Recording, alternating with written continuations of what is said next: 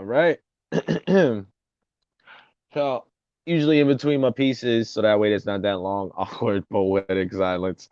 Uh, Whenever I say if you can feel it, I would love for you guys to reply back, you can speak it, and say it one that slowly because there might be an echo where y'all are at. Uh, and two, say it like y'all mean it because why not, right? Um, I will give like somewhat of a warning because like I know it's late hours, but it's just natural to me to do so. Um, for those, this piece is going to deal with a lot of black trauma, a lot of black death, rape, and a lot of the current events that are happening now. So, in case you guys do want to step away, need you catch yourself, collect yourself before you embrace yourself for this piece. Definitely give yourself some time. Wait a second. All right. So, if you can feel it, okay. And here we are again, 150 days since Breonna Taylor was murdered. A black female EMT worker and aspiring nurse who was sleeping with her boyfriend Kenneth when they soon heard a loud bang and soon were assaulted. Kenneth, after firing a warning shot at whom he believed were intruders, was injured, and Brianna killed in her home, and the officers of this botched raid roam free. And the NFL, the nation, expects black men to sing and be full of faith, expects black children to sing death and black mothers to be full of grace, sing and centralize the narrative how pacified a black uprising and forget black women still have a fight. Exhaust our energy because how else can white America douse a revolution's fire? They thought painting over a bloody street can please the pleading hands and be retribution for slaying Sandra Bland in their custody, have us clap, rap, and cheer at new laws named after our brutalized queens who, while their assailants roam free.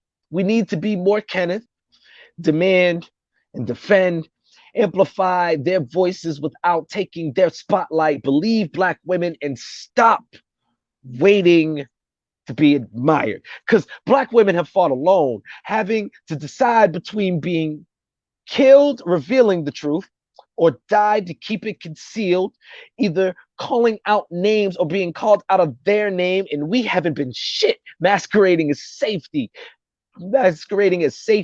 family, friends, professionals, as promoters, photographers, artists, taking advantage of vulnerability and beauty, using status to discredit facts and putting out work to cover our tracks. 19-year-old Toyin told Twitter her rate. It was killed the same day by a black man who should have been more Kenneth and less officer. Because, yes, black men, we're going through struggles unimaginable. And these black women have loved us furiously, rose their voices fearlessly, yet we are quick to police their cries and our undertones. We've been tone deaf too. Why don't you call the police or call him out? We'll say, you're being too dramatic. What were you wearing?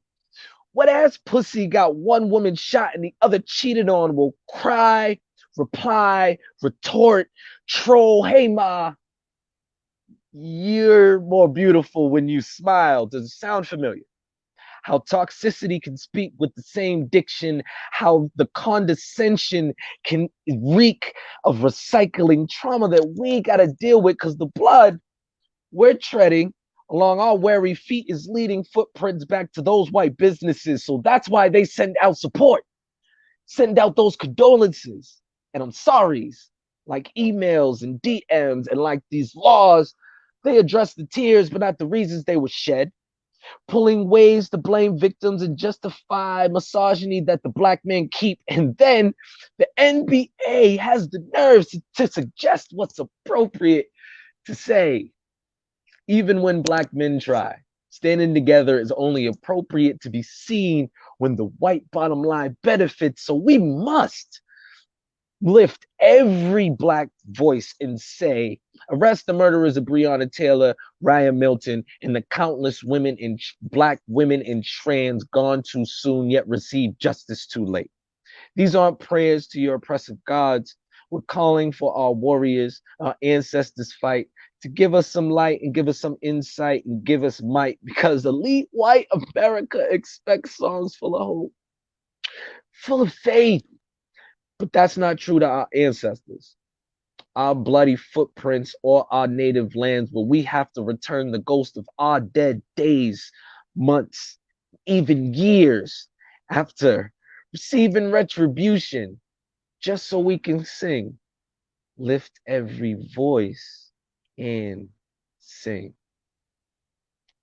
If you can feel it, you can speak it. You can speak it. Shout out to the man, D.Ruff. What a blessing. Thank you.